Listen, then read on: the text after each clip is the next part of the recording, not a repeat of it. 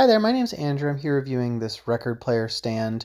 It's a really nice cabinet that I'm going to put in the corner of my living room where I can keep some of my records and my record player and really add some nice organization and design to my living space. I'm going to start by taking everything out of the box and including all the hardware, which will be inserted into specific spots with really clear instructions, so it's really easy to assemble.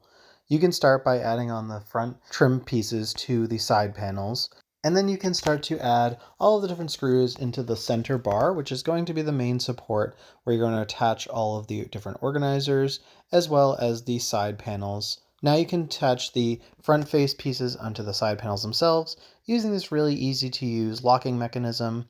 Then you can slide on the second side panel and attach that so that you have a big H where you will start to screw in all of the different crossbars. These are really easy to install by just following the steps in the instruction manual. You can put the little pegs in here and then the screw will connect to this little locking piece that will be easy to use with just a simple screwdriver.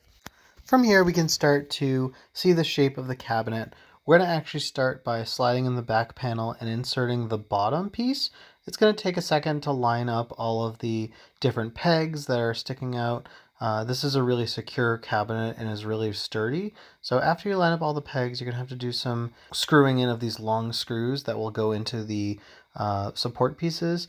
I'm using a drill just for ease and efficiency, but there is a screwdriver that comes with the kit too, so you don't actually need to have a screwdriver.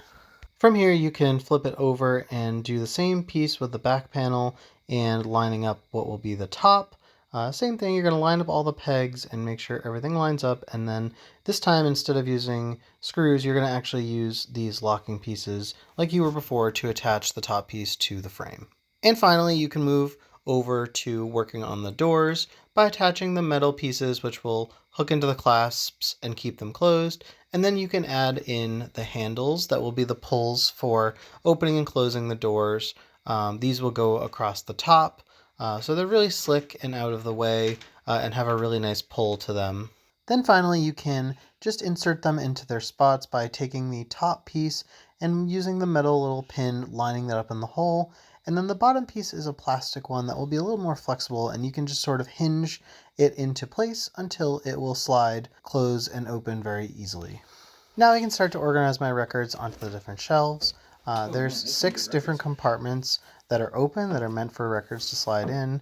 Of course you can use them for books and anything else you have, but I have a good amount of records, so I'm going to sort them into categories of genre and have the nice little organization for when I want to play some music.